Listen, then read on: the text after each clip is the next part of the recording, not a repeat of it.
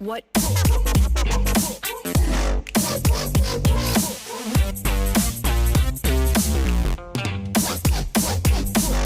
What?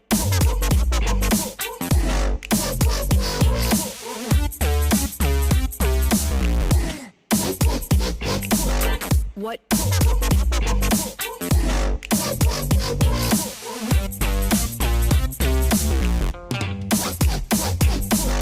What?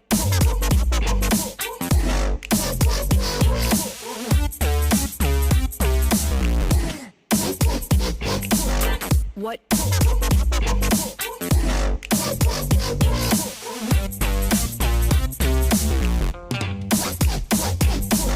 What? We'll be live in about 2 minutes.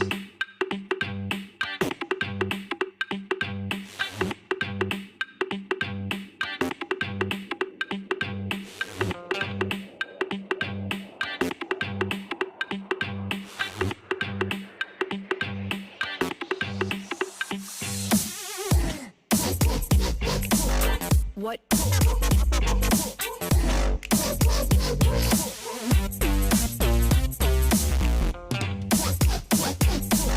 What?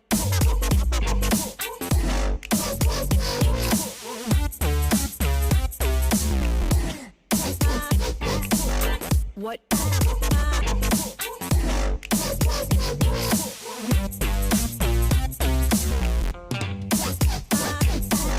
What?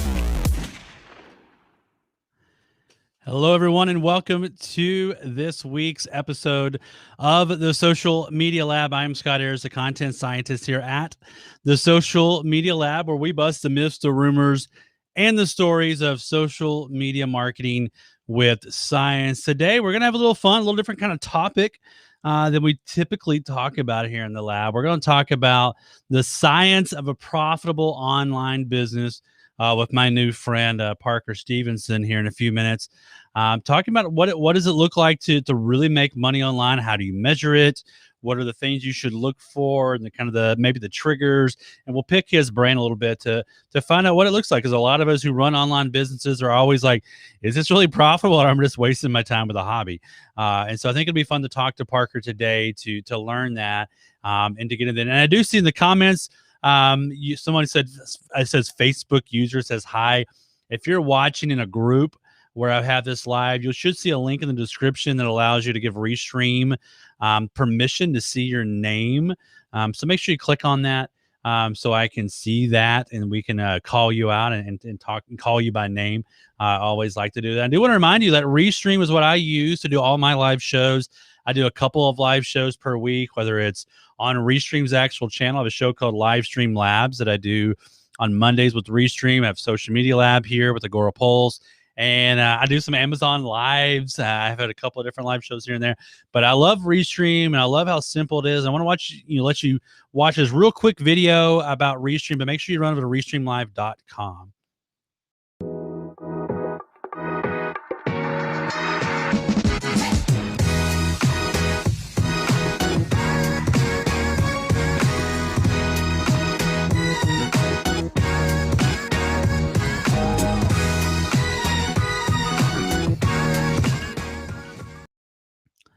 The cool thing I love about Restream is it allows you to go live almost everywhere you can possibly think of, all through even their. I'm using their live studio, which is a cloud-based program, so there's no software running on my system. So if you do have kind of a not so great computer, you can still run your live shows.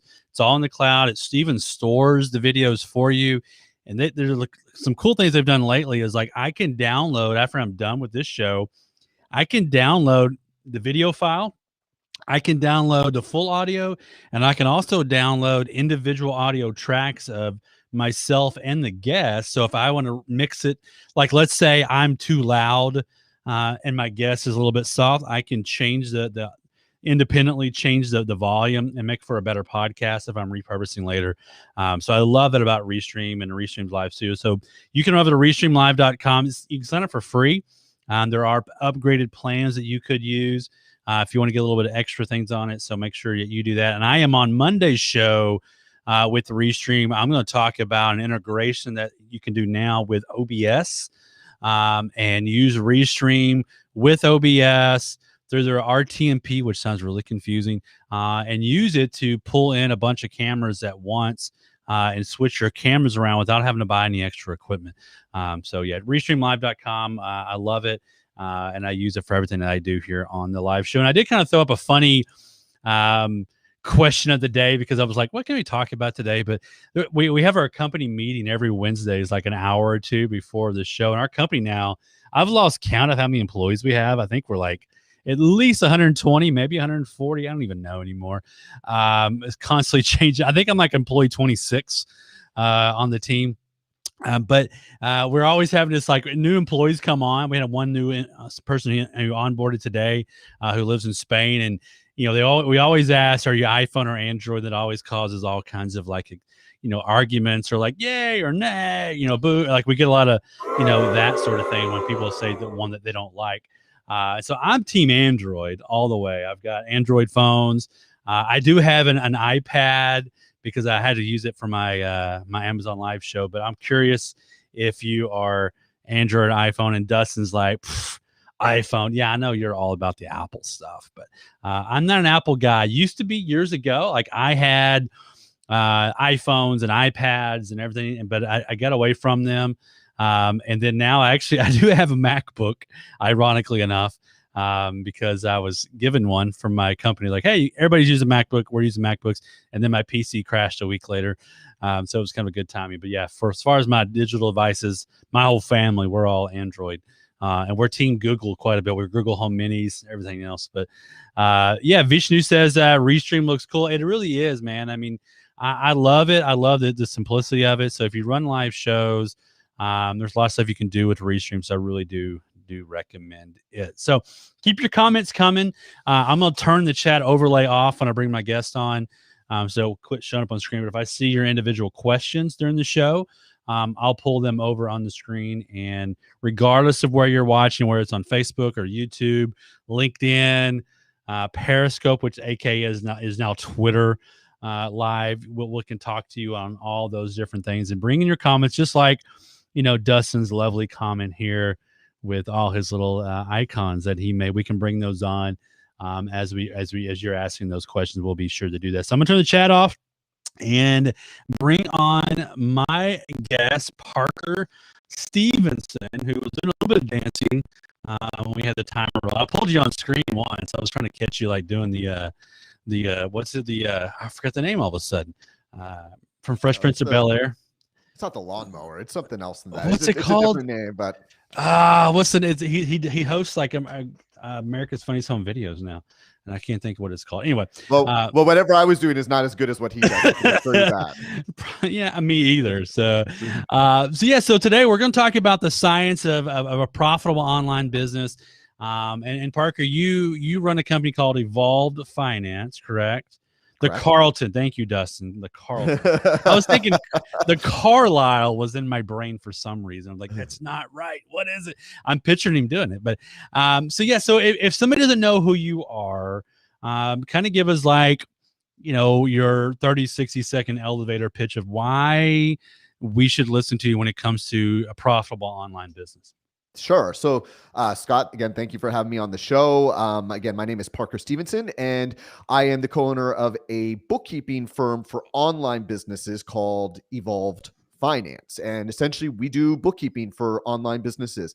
Our focus is just getting the financial data that's in all the businesses that we work with, getting that financial data into their bookkeeping software, so that way we can provide monthly financial reports that help our clients to understand our business or their businesses more deeply, help them to make better business decisions, and also just to make tax time a little easier for their accountants. But we like to really focus on helping our clients understand their numbers. A lot of bookkeepers will just kind of, get the data in and then ignore you for the rest of the month. But for us, we're really passionate about helping business owners feel just less worried about their numbers and actually use the financial data in their business to help it grow and help it be more successful. Yeah, and speaking of tax time, I mean, I guess it's technically the normal date's tomorrow in the U.S., but I guess there's an extension this year because of everything COVID. They've given everybody, and I haven't filed mine yet. I'm guilty of that. I have no reason I haven't. I just keep forgetting to go do that. Well, very cool. I mean, I think it's an interesting niche that you're in, and you worked for Adidas at one point. Yeah. So before I partnered up with my business partner, Corey, I'd worked at Adidas Golf for almost 5 years. I was the footwear manager in the golf division. They, strangely enough, Adidas, I think a lot of people know Nike and Adidas or Adidas is in Portland, but the golf division was down here in San Diego where I live. And so I got to work for both TaylorMade and Adidas Golf for about 5 years. And I kind of looked at that as like my master's, so to speak, in business, because I had a really, really great experience there and learned a lot and had a bunch of wonderful mentors that helped develop some of the skills that have helped me be a successful entrepreneur and have helped me to grow Evolve Finance with my business partner. Now, did you have to like be a good golfer to work for the golf division? It helps. It definitely it builds your street cred. There's lots of people who were in high positions and were very successful in the company who weren't very good golfers. But if you wanted to kind of be in the club, you had to at least be a single-digit handicap. It helped. Ooh, yeah, that's gonna be a rough one there. Yeah, just like, hey, let's go to Top Golf and hit balls. That would be. That's all I want to do now, anyways. I used to be a really hardcore golfer. I've kind of gotten back into it since COVID, but I think we don't have a Top Golf here in San Diego yet, and I'm just waiting because those places are awesome. I've never been to one of those. I used to go to driving ranges all the time back in the 90s. That's how old I am. But I'd go with some buddies in the 90s and we'd always go to golf ranges and, have a few drinks while we're just hitting golf balls. But now Top Golf, you're like, that is cool. The gamification of that. And I'm in Waco, Texas, and there's actually a Top Golf that just opened here, which is surprising, our smaller town. To have, and San Diego doesn't, which is really wild. Not yet. I guess they're opening up a couple in LA, but if they were here, they'll take all my money. So come on, Top Golf, let's go. Somebody tag Top Golf. Well, very cool. I appreciate being on it. But before we get into the serious stuff, okay, I like to do a little thing I call 5 questions, and kind of just ask you some very random questions. And this is sponsored. I say sponsored, really. It's just you can go buy these from Poddex. Poddexlab.com. They actually are physical cards, or you can download their app. And so if you're a podcaster and you're struggling with like content ideas or interview questions, they got all different kinds of things you can play. And plus Travis, the dude over there, is like giving away stuff all the time. Someone got like the microphone you're using, the Shure mic. He gave away one of those last month. There's all kinds of stuff he gives away. So here's I'll give you the choice. So I can either ask you, and Dustin Stout, he was on my guest. He's my guest last week.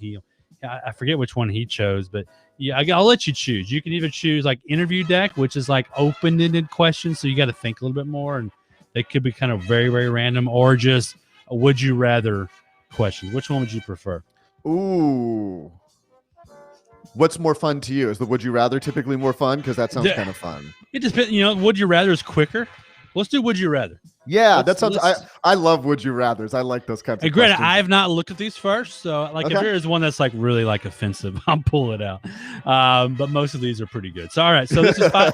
This is 5 questions with Parker Stevenson from Evolved Finance. Question 1: would you rather put ketchup or ranch dressing on everything you eat? Oh gosh, I feel like ketchup is the safe bet there. I'm not like a huge condiment person, but just for pizza alone and French fries, I Yeah. kind of like ranch. So I could at least eat salads with ranch. Yeah, So I think there I you might go. go ranch. I think that's the logical answer. You pulled it out there at the end. Went ranch. Very cool. All right, question 2 of Parker Stevenson, and 5 questions. Would you rather wear a onesie 24/7 for a year, or a horse head costume for a month straight? Oh, I would do the onesie for a year. What a great conversation starter. Oh yeah. The comfort level goes through the roof. For all the podcasts that I do, I'd have something to talk about every time I'm on a show. So Yeah, I think yeah. the onesie sounds like honestly a real win there. So And at least your audio could still come out. yeah, On exactly. a But podcast. Yeah. that makes getting dressed in the morning very easy. I guess it depends on how tight it is too. Very true. All right, question 3, 5 questions with Parker Stevenson from Evolved Finance. Would you rather spend the night in a dumpster or a porta potty at a concert? Oh God, I do the dumpster. I'm a little bit of a germaphobe either way, but I hate bathrooms. I think bathrooms are just the grossest place in the world. So porta potties are pretty much my hell. So I'll take the dumpster. The dumpster. Very cool. All right. This is this one's gonna be weird. Question 4, 5 questions with Parker. Would you rather lick every inanimate object you see, or be licked by every living thing you see?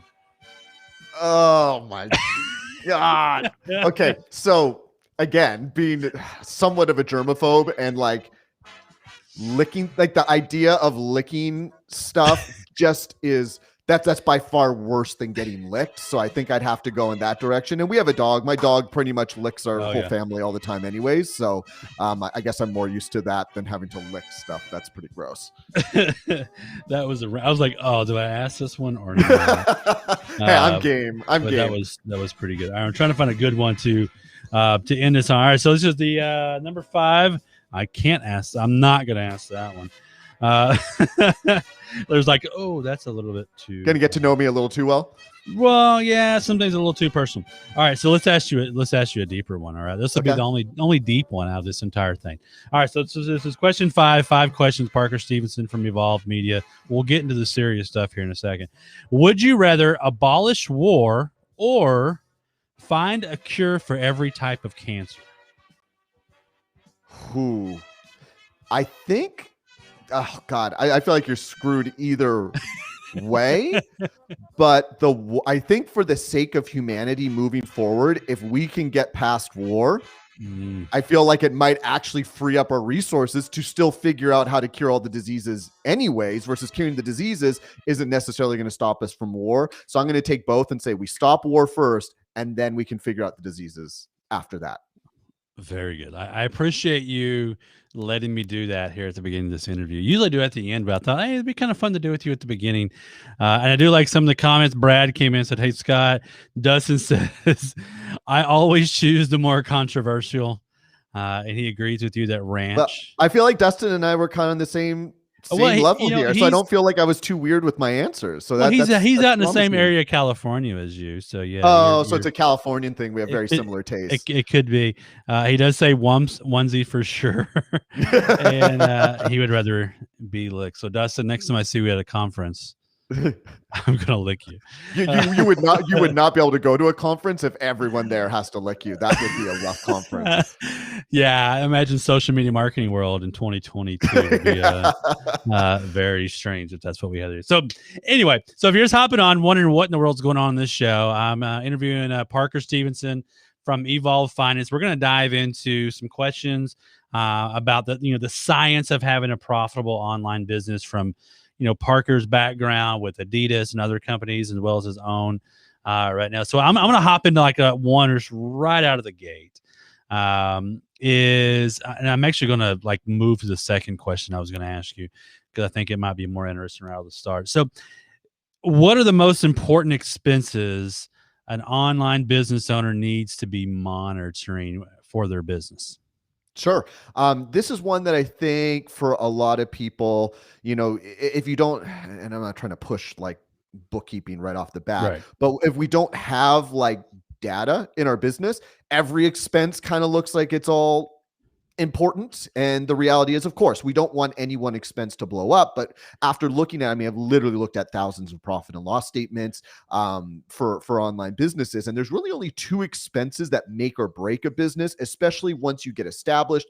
Obviously, if your business is new, it's kind of a situation where, if you're not generating enough revenue, every expense is going to be eating into your profitability because we're not generating enough revenue yet. But once we're kind of generating consistent revenue, and for us, our clients are going to be making $100,000 or more a year in revenue. Once you get to kind of that phase, then there's two expenses. It's going to be your advertising and it's going to be your team. Those, at least specifically in the online space. Obviously, if you had a restaurant or an e-com store or something like that, inventory would be a big one, or some of these other more classic expenses for classic-based businesses. But in the online space, when you don't have a lot of overhead expenses, and almost all of our clients are running their businesses from home even before COVID, that really it's a matter of how cost effectively are we generating leads and converting those leads into customers. And so most of the time that's going to be Facebook ads, Google ads, and any other sort of form of digital advertising. Our clients who don't have to spend a lot of money on advertising because they have really great organic traffic from social media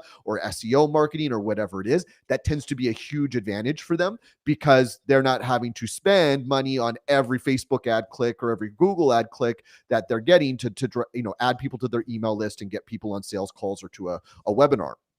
So then on the second piece here is again, your team.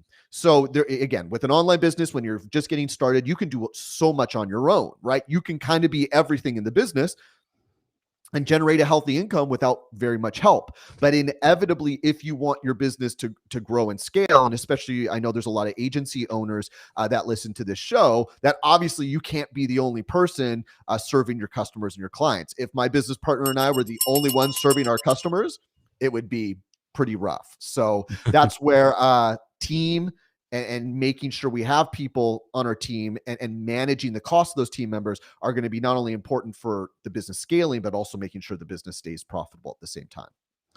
Now, an interesting, and I'm curious because I don't think it's even actually one of the questions I have for you. Like in that, I mean, to be profitable, because we're talking about how to be profitable, how much, like, let's go to advertising, for example, like advertising expense versus overall gross revenue. Do you look for a certain percentage Yeah, that you absolutely. recommend? Like, so you're not okay. If I'm spending 60% of my revenue on advertising, I'm probably not profitable. Like, what do you look at? Like, what's the ideal sort of number there? Totally. So for our niche, and again, I just want to be clear on our niche. So we're working with a lot of course creators, people with membership sites, coaching programs, influencers, and some service providers. Like our business at Evolve Finance is going to be probably more closely connected to maybe some of the agencies and stuff like that some of the listeners have. But ultimately, we found that for our clients' businesses, if they start to spend more than 30% of their revenue on advertising, it gets tough for them to keep their profitability at 30% or higher. Now, for more service-based businesses, you might be looking for more like a 20% or higher profitability rate. But if you're doing a ton of volume and you're spending 40 or 50% of your revenue on advertising, it doesn't mean you can't be profitable, but we found that really across all of our clients' businesses, it's very rare that a client's spending more than 30% of their revenue on advertising and they're still hitting the profitability goals that we're setting for them. Right. That's a great advice because I think back. I go back to like old school, like offline businesses. Mhm. I used to run a pizza restaurant, and if you got to that, we had a limit. It was like I think we were like 20%. On advertising and local marketing That's expenses and solid. stuff. Because if you want any more than that, you're like, okay, I'm cutting into everything and my revenue very quickly in my overall profit. So I like that 30% mark because it's like Well, yeah, and I know reasonable. some marketers will be like, "Oh, well, if we're taking up half your revenue, we're at least getting you a return on your investment." And it's like, yeah, Right. you are, but I need to get a good enough return on my investment that I can also have enough money to pay my team, cover my software expenses, and do everything Yeah. else that we have to hold ourselves accountable to the ROI that we know we need to get off our advertising in Mhm. order to keep the business healthy. Yeah, because I think that's the problem. You get a lot of people who run Facebook ads and or Google ads, and they're like, "Well, yeah, we're getting we spent 5, you made 10." But I've got labor costs, I've got hard costs, I've got an office, I've got overhead, and you've got to take those into consideration. Totally. And I think a lot of people forget that when it comes to online, and that kind of plays into the next thing I was going to ask you is like when it comes to if I'm running an online business, I'm running courses, I'm selling graphics, whatever it might be, those sort of online stuff. Like how much should I be paying myself? I mean, like what is there an ideal number that you kind of hope or shoot for or advise? So this is probably one of my most disappointing answers because I think most people just go, just give me a percentage of my Right, profit or a percentage of my revenue, and that's what I get paid. right. But the reality is we have to kind of dive a little more deeply into this, right? We have to understand some of the nuance of our businesses and also our personal finances. So number one, if you're trying to figure out how much to pay yourself, I think you have to take into consideration, well, how much do you need to make?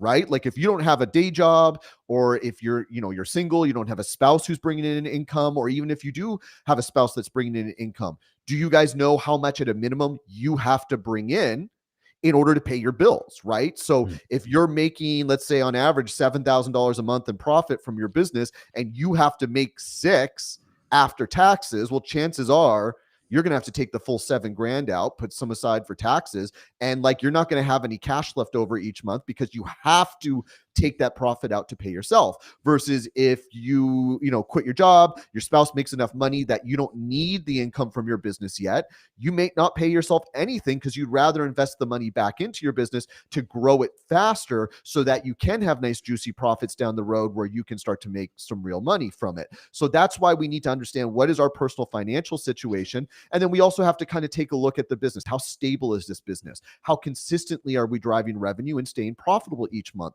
Because if we have lots of profit in this business and we've shown that the business is consistently bringing in profit every month, it's a lot easier to go, okay, like I can easily pay myself X amount of dollars each month because there's so much stability. But if we have a business where we have launches and our revenue goes up and we have a huge month, but now our revenue drops for the next 3 months until we have our next big promotion again, well, then we have to take that into consideration and make sure that we're not overdoing it because we had one big month. And then on the other months, we're in the negative because we're like, crap, I want to pay myself a consistent salary here, but my revenue fluctuates too much. So it's this combination of, do we know what our personal financial situation is? And are we clear on sort of the momentum the business has, and are we paying attention to the numbers in the business so we can feel confident that the salary we're paying ourselves isn't going to eat into the business's cash flow to the point that every month is super stressful and you feel like you're walking on a tightrope. Yeah, I think back to my days when I sold cars. Like there were some months they're like, oh my gosh, I could do this forever because the money was so good. And then the economy collapses in what was that, 2007, 2008, somewhere around there. And I sold 12 cars that month, which seemed great, but they only paid me $100 each. And I'm like, oh, that didn't match the 15,000 I made the month Yeah, before, for and I sure. spent too much that month before because I was like, yay! So yeah, online it's kind of the same. You gotta kind of know, like, all right, this is what I'm paying myself. I've got to stick to this and not overspend the next, because you're gonna have a buffer. You're gonna have, especially you don't have courses launching. You don't have new stuff coming out. Your revenue could be really slow. At times, this is an interesting follow up question here. It would be, let's say I've had this idea, like I'm gonna launch this business. I have a salary set for myself and my advertising budget, and I do like, by the way, that Dustin said, "Oh, that's easy for me. I spend zero on advertising." That's Dustin nice. Dustin doesn't really do a lot of advertising, and he also said, "Be warned, if you lick me, I will lick you back." Uh, um, challenge accepted, Dustin. But like when you're starting out, let's say, like you have an agency, or an online business of some sort, like, okay, I want to pay myself 7 grand a month. And now I've gone 4 or 5 months and I'm not hitting that. Like, what sort of adjustments might I need to make, or what would you recommend? Like, do you pull back? Do you change a course? Do you spend more on advertising to maybe push that up? Is there any sort of, you run into that before? Yeah, I mean, there's a couple things here. Number one, we recommend, especially for, our clients' businesses where, again, there is some volatility. You have some really Right. big months, and then you're operating off of recurring payments for a little while until you have that next promotion. That our goal for all of our clients is to have 3 months of operating expenses saved up. Because what that does is it gives you a 3-month runway to figure things out if things aren't going as planned. And so you can maintain your salary during that time because you Mm. would kind of consider you getting paid as part of that 3-month operating expenses, and you can get through the next typically for our clients businesses, 3 months is going to be plenty of time for them to figure out, 3 do I months. need to have Yeah. another launch, do I need to make some adjustments here and figure some things out. But this is where, something I want to mention earlier, Scott, is that I think as business owners we have this extra responsibility that you don't have when you're an employee for a Mm. company, Yeah. because you, as an employee, you get your paycheck unless you're commissioned, obviously, like you were as a car salesperson. But ultimately, we have to understand that we have to have our personal finances really Right. buttoned up because we never know when things are going to adjust. And we have to be paying attention to the financial data in our business because that financial data is going to give us the feedback we need to go, ooh, I'm seeing some signs of things that I need to jump on sooner. Or maybe there's some opportunities that if I jump on, I could take this business to the next level. But if we're Mm. kind of operating blindly, it's really difficult to know, how do I know when to make moves and what I can afford to Right. do? And not just feeling like you're operating off of instinct and feeling, just like with your marketing strategy, right? All the social media data, your advertising data, all that stuff helps you to make decisions to see, is my marketing working? Well, the same thing with your finances. Is your business working? Does your Right. business model fundamentally work? That's where your financial data will help you to figure that out. And again, hopefully avoid having to make big pivots and big changes down the road because we're seeing signs sooner than that. Well, I mean, you transition really well to the next question I was going to ask you. So it's like you knew the questions. But what sort of report should we be looking at? Like, what are reports out there? We'll talk about here. And my next question will be, is, how do we make this easier? But what sort of reports should someone be looking at if they're running an online business? Yeah, I mean, it's really simple. It's your profit and loss statement. It's like the end all be all report for small businesses. And obviously there's other financial reports you can pull, but really, especially for small online businesses, your profit and loss statement is just how much money came in, how much money did we spend, how much profit did we have left over. That is the basic makeup of a business, right? Like if Right. you're running a business that's making no profit, then we just kind of have an expensive hobby, which again, in the early stages of your business, that might be how it feels because we have to put some money up front. We're trying to find our customers. That's fine. But especially like we've had clients where they have 7 figures in revenue and they're barely making any profit or they're breaking even. And that's not a great feeling. But that's where if they pay attention, especially when they come to us and we start working with them a bit and they start to look at these statements and start to understand, where is money going in my business and how do I maybe think about my offer differently, my operations differently, that I can be more cost effective with how I run this business. That's where a profit and loss statement can help you. And your profit and loss statement can be what happened last month, what happened for the last quarter, or where we at for the full year. So you can look at it for sort of any time Mm. frame that you want to look at it, but the profit and loss statement stays the same. It's where's our money coming from and how much money are we bringing in? What are the different expenses that we have? And we categorize our clients' expenses in a way that makes sense for online businesses. So we're using categories that make sense for their business model. And then again, what's that profitability at the bottom of that report?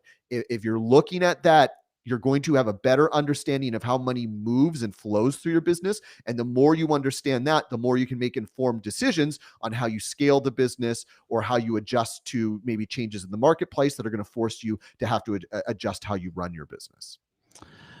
You made it sound really simple.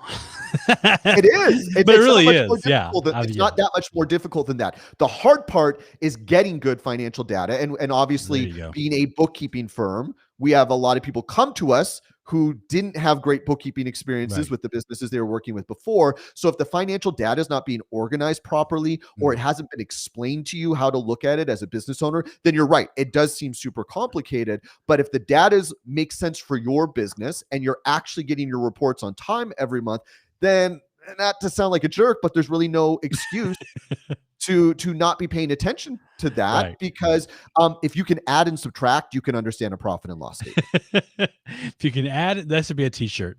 Like if you can add and subtract, you can understand a P&L. Yep. But I think that's true. I mean, it's money in, money out, and so if you're not being like I had, and some people who watched my show for know me for a while, I had a bounce house business. Oh, cool. Rent out bounce houses and water slides and stuff, and it was a fun little.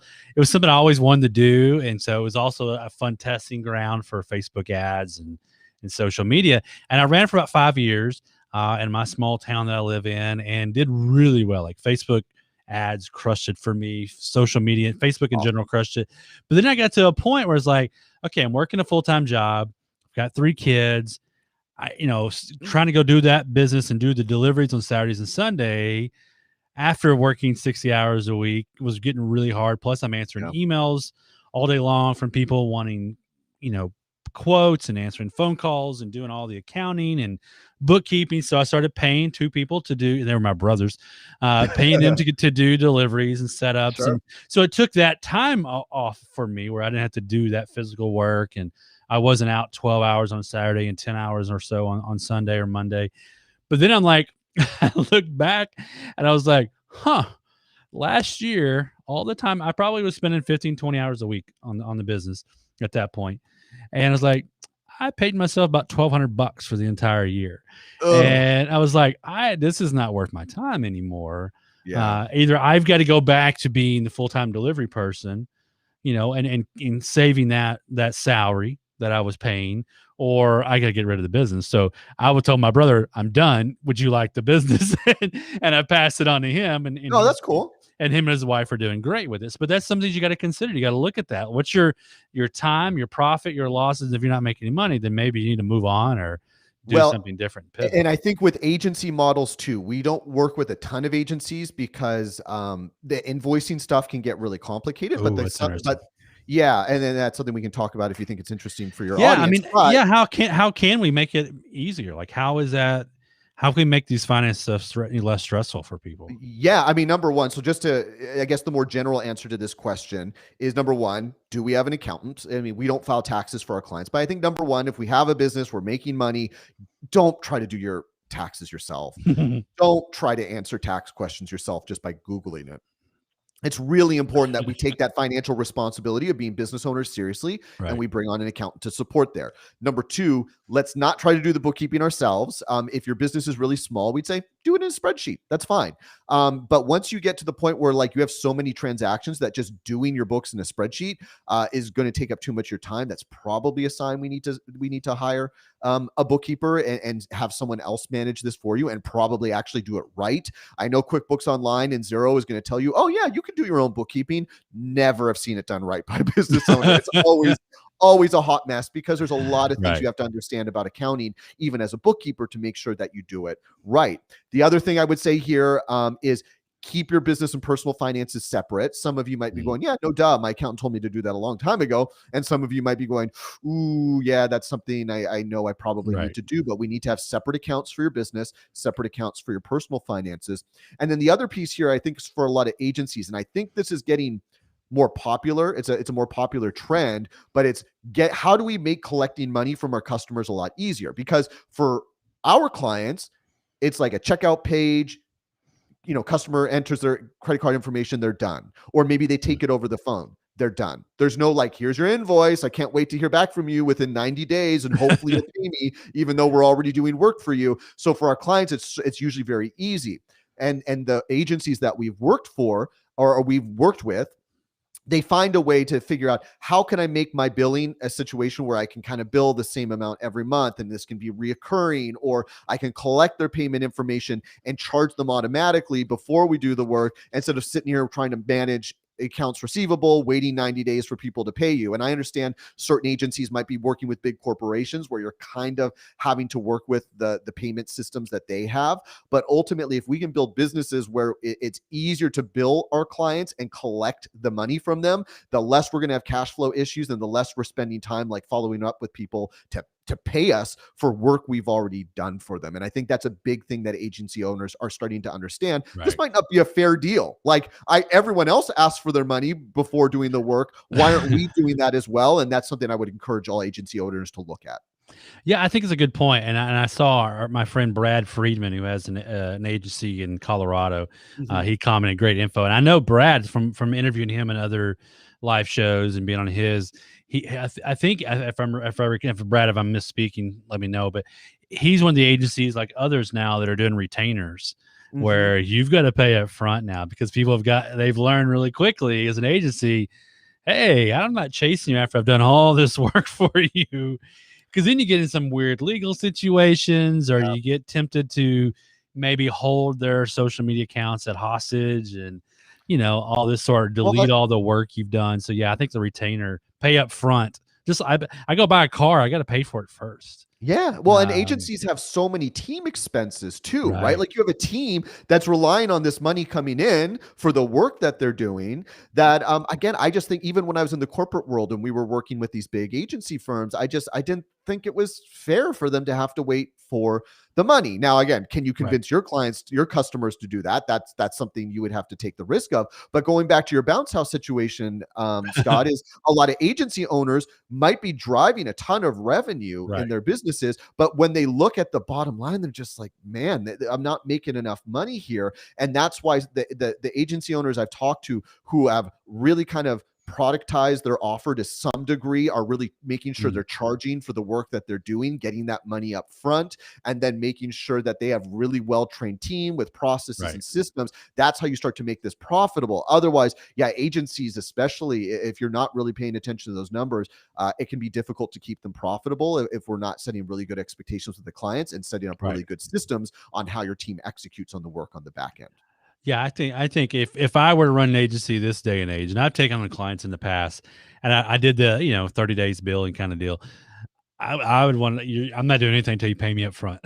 Yeah, you're gonna pay me for the month of the service before I do. I'll do I'll consult you, and then go from there. But I need something up front. The way we're billing before I do work, and I think it's like anything in business. Except for restaurants, perhaps you typically don't get what you are buying and pay for it after. Like it's always weird to me at restaurants, and most of them where unless it's fast food, you sit down and you eat for an hour and you pay afterwards. Most things you got to pay for first. You don't get to take the VCR home from Best Buy without paying for it. Well, and I think that's where how much control do you have over the situation? You're sitting in a restaurant, so they're gonna obviously people dine and dash sometimes, but ultimately, like there's a trust there, and it's pretty immediate. Even with our business, right? Like we charge all of our clients at the end of the month after we've done the work, but we have your billing information.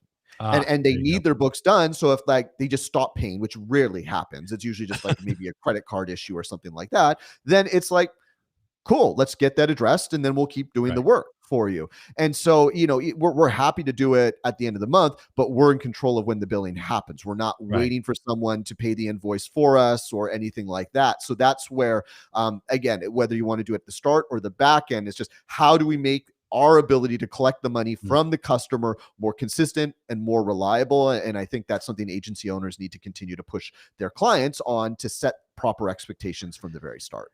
Now I'm curious too, like, because a lot of the online business, like you mentioned you work with a lot of people who have digital products. Is there a particular, billing platform that works better than others that you might recommend? Like, let's say I'm selling a digital course, but to make sure I can keep up and integrate, is there like a couple that you prefer or recommend over others?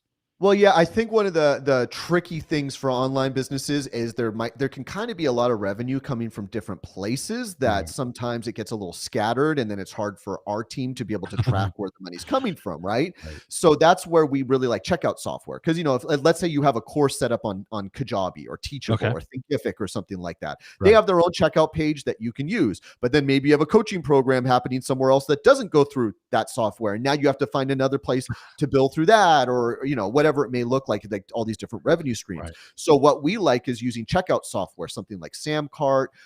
We really like Samcart the best. Thrivecart's another popular one, but Samcart is our favorite because the reporting is phenomenal and the software is just, I think, another level. But having some sort of central checkout software where you can make, you can make custom checkout pages if you need to, and for different offers, but it's still going through one system. So before it hits your Stripe account or your PayPal account or your PowerPay, whatever merchant account you're using, we have the sales software that's tracking, okay, who's paying us and what things are they buying. So for us, we can log into our client's Samcart or Thrivecart account and go, cool, here's where all the revenue came from this month. So instead of having just sales as the category, it's offer 1, offer 2, offer 3, offer 4, and then the total of all those things. And now we have some insights into where our money's actually coming from. So checkout software or CRM software that has the checkout software built into it, having one place where everyone checks out as much as possible, that's ideally what we're looking for.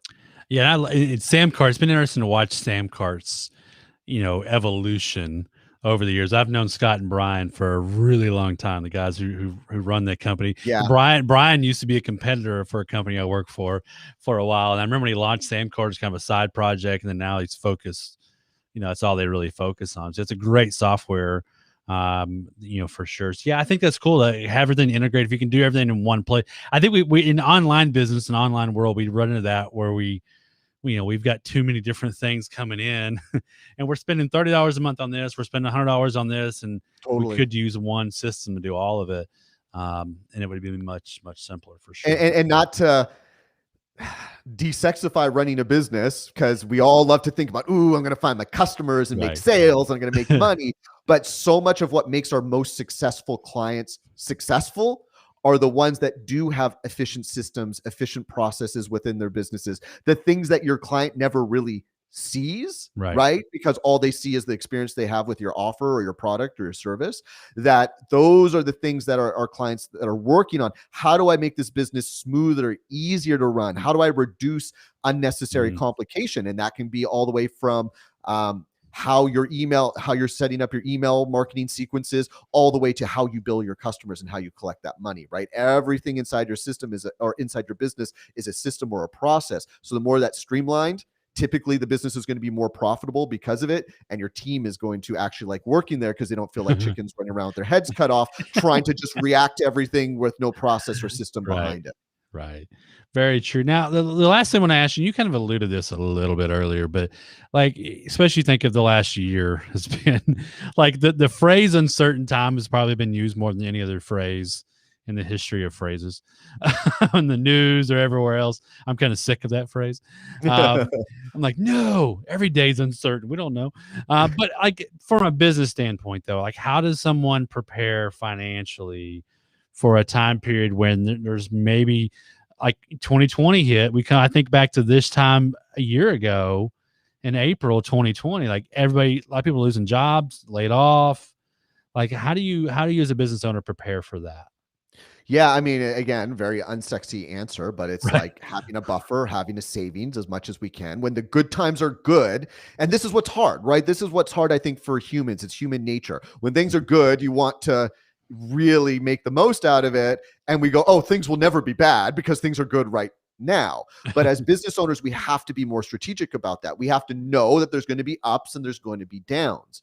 And so even with COVID last year, a lot of our clients ended up having really good years. It ended up being really good for online businesses. So we are very thankful that our clients were able to get through it relatively unscathed, at least most of our clients. But in March and April, when nobody knew what the heck was going to happen, no one knew how their businesses were going to respond. Our clients who had built up that 3-month buffer, like we had talked about earlier in the podcast, they're the ones that were less stressed about it because they're like, cool, like, let's see what happens if we need to pivot, if we need to change our offer, if we need to change our communications on our marketing. We have 3 months to do that versus our clients who were like, no, everything's been good for a year. I'll just make more money down the road. I'll worry about savings later. I can just make more money. That when you all of a sudden put a clamp on the make more money situation, and now that gets more complicated, you're kicking yourself going, wow, I wish I had saved up more money in the business when Parker and Corey and the Evolve Finance team told me to.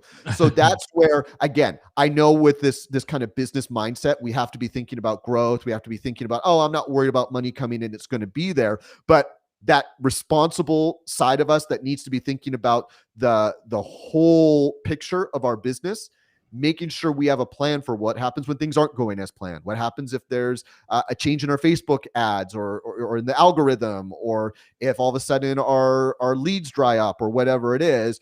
Do we have enough time and space to react to this, or are we pretty much walking on a tightrope, like I mentioned earlier? And even look at like the airline industry. When COVID hit, they were sitting on no cash. They had spent all their money buying back stocks, and then they asked for a handout from the government because they weren't financially prepared for a business with thousands of employees to make sure they had the cash they need to get through the ups and downs of running a business. So as small business owners, we typically don't get the handout from the government to help us as much as we would like. So that's where we have to make sure that we're taking those good times and putting a little money aside and protecting the cash flow business, protecting the business as much as we can, and balancing that with making sure that you as the business owner are making a healthy salary and still getting to take some bonuses. Yeah, I think that preparation is hard for a lot of people. That's why you've got to be ready and have the right income, have some. So if you're going to start an online business, you can't typically, unless you're just, financially wealthy to begin with, just start it and go. You've got to have some, backlog of money to cover yourself for a couple of months. I think that 3 months is, I think if you were to see like, Dave Ramsey, those kind of guys would always say, have 3 months or so of your salary, or just get you were to fire tomorrow from your regular job.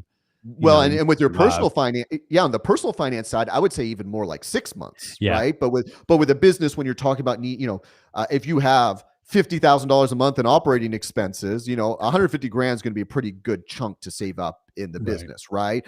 Versus your personal finances, having 6 months or a year if you can swing it, that's even better, right? So, but again, that's that balance. We have to learn how to manage the financial side of our business and still make sure that our personal finances are buttoned up, because if your personal finances aren't, it's going to put more pressure on the business for you to need to take money out of the business at times where maybe that money would be better suited staying in there to protect it.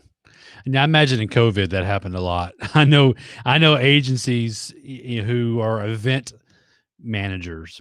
Basically, he did a lot. That's all they did. Is all their clients were event managers, and events were gone, and so they were kind of SOL, and what do? They've got to find other clients. They've got to pivot, and they didn't have enough to cover themselves. So they're laying off employees, they're getting rid of their offices, or cutting back. So I think it's why you've got to be smart and have a little bit of a nest egg ready to go, because you don't want to go bankrupt like tomorrow, should something happen. Well, and I think, and this is something I talk about on my podcast quite a bit, is risk management, right? Like as business owners, there's an inherent risk to what we're doing. I think there's a risk to being an employee at a company too. We can all get laid off, but there is something more, I think, secure and safe, because I'll let the executives worry about everything. I'm just going to do my job and get my paycheck every month. But as business owners, we do have to manage risk.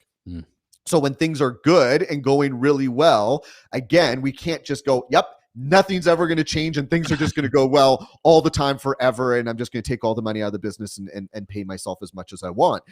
That's where, again, we have to strike this balance of like, how risky is my business model? What's my plan if things don't go to plan, or there's some shift in the marketplace that changes things up? And sometimes it means closing your doors, or sometimes it means being able to respond, being able to be resourceful and figure out what's a new way you can serve your customers or your clients. But ultimately, again, cash is king. It'll help you get through those tough times and give you more space to pivot when the time comes. Very cool. Well, you mentioned your podcast. What is your podcast name of your podcast? Yeah, so our podcast is called The Bottom Line by Evolved Finance. You can check it out just going to evolvedfinance.com. Really little 15, 20-minute episodes where I'm just talking about things we're seeing in the online space, things to be thinking about financially in your business, and how to be running your business with better financial data. Now you've also got and I'm all about Facebook groups these days, because you're finding people ask better questions in Facebook groups Yep. than they do anywhere else. Like I'm gonna put a link to your Facebook group here in the comments. But if someone were to go over there and join that Facebook group, like what are they gonna find out? What's the atmosphere over Yeah, there? I mean, it's really, we're posting the podcast episodes in there and just opening it up for, as people have questions about those episodes, especially because, this is part of running a business. I don't think a lot of people um know, a lot of business owners know a lot about and Right. don't always know who to ask. So we try to be a resource for people as questions come up Mhm. from the podcast, because ultimately, if we have more educated business owners out there, their businesses are going to be more successful, and they're probably going to need someone to do their bookkeeping as they become more successful. So we Right. look at it as a win-win, that Right. if we can give you the information to run a more successful business, then obviously we'd love to do the bookkeeping for those businesses as well. Well, very cool. I appreciate you being on the show and giving us all kinds of there's lots of knowledge we'll have to go back and listen to later on. I do think I this is another freebie side note that no one really knows probably. When I got out of high school, my first major, actually my second major, was in bookkeeping and Oh, accounting. And back in the old, I'm talking like 1994. I was a bookkeeping accounting major where you had to do all the ledgers by hand, and yeah, we had no software to do it. that's Back, rough. but you learned a lot. But I will say, I mean, that stuff I learned back then, I still know almost 30 years later. Actually, yeah, 30 years later, basically, I still know most of that stuff. And so, yeah, it's interesting to see how when I remember when Quicken launched, I was like, ugh, like that would have saved me so much time in my classes. I would imagine so. That it would have been rough having to do it all by It was calculator It and was all paper. yeah, and it was hard, and but that's why there is software, and there are people like Parker, who can help you do your finances and figure things out much easier. Again, appreciate your time today. Yeah, And Scott, appreciate you having me on the show, man. It's been fun. I don't normally get to talk to someone with really flowy orange hair, so this yeah, was a real treat. it's probably not an everyday occurrence. Yeah. I think that's a safe bet. Yeah, probably not. Well, hang inside the green room here just for a second, and we'll chat a little bit after the show. Perfect. All right, everyone, that's going to do it for this week's episode of the Social Media Lab. Be sure you run over to agorapulselab.com. You can see all the experiments that we've been running. You can listen to. I'm slowly getting the interviews from the live show onto a new podcast.